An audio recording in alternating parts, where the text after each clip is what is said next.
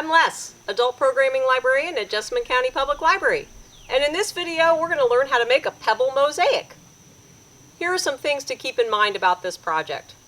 It's kind of difficult, and you'll want to make sure that you've got good, sturdy gloves because picking up pavers, working with concrete and small rocks can really cut up your hands.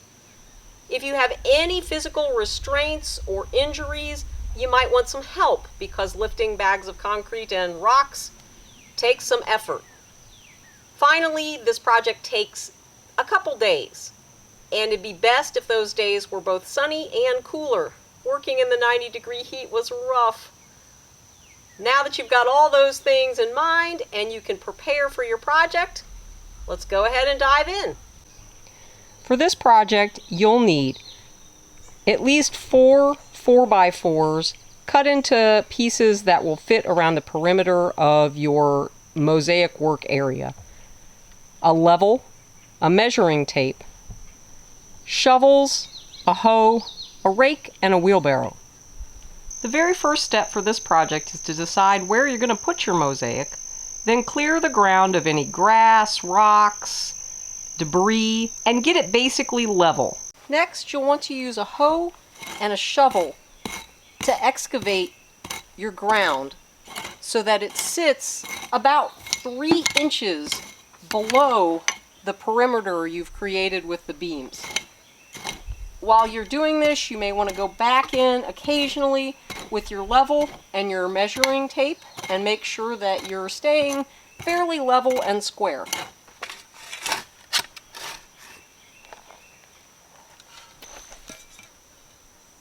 Alright, now we've excavated down into our project area about 3 inches.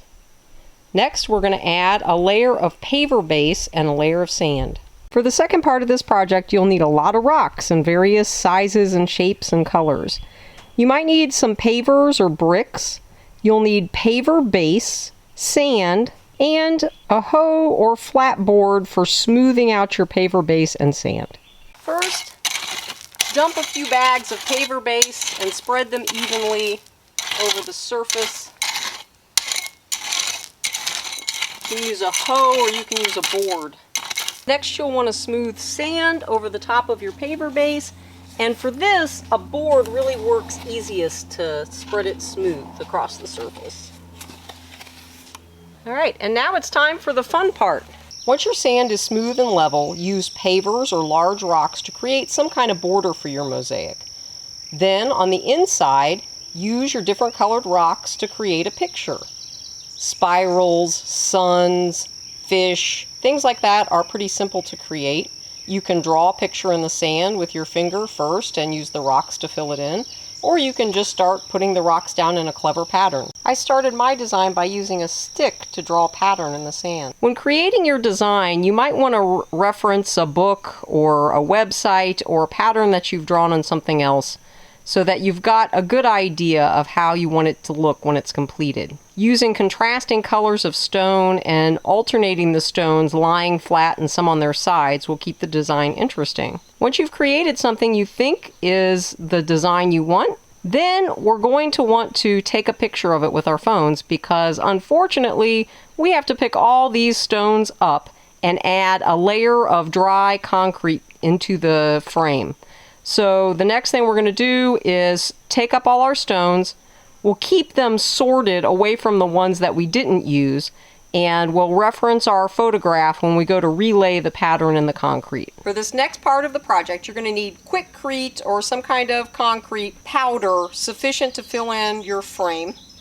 And you're going to need some kind of watering device that has a mist setting for a hose nozzle, or like a plant sprayer, something that can just get the concrete, the top of it damp without soaking it thoroughly so that you can insert your stones into that damp concrete. So next we're going to spread this Quikrete out and we're going to get part of it damp and start relaying our design. Once you've smoothed your concrete in your frame, then you'll want to gently mist the top. And with your picture nearby for reference, begin relaying your design. As you set your pieces, make sure that you push them down into the concrete so that they're level with the concrete.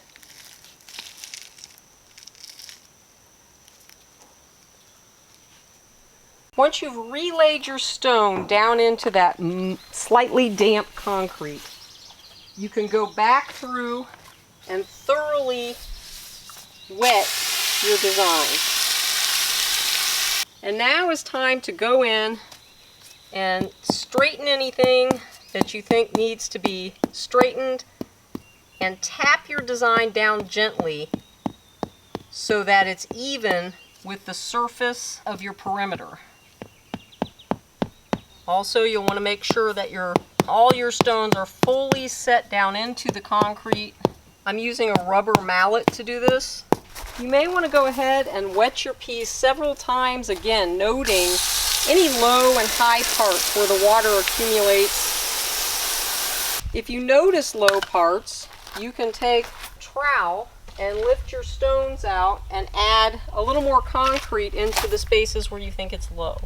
So we can just dump a little bit more in there.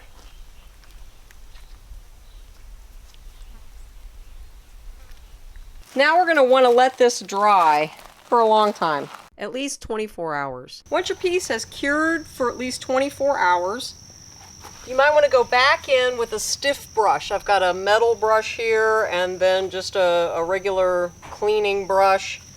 And you can scrub off your stones and get some of that cement dust off of them so that your piece really shines. If you find that a lot of your stones are sticking far above the surface and you would like to go back in and put a mortar, you can dump mortar powder in between the stones, wet it, let it dry again for another 24 hours, and then go back and scrub the stones off. So here is our finished pebble mosaic.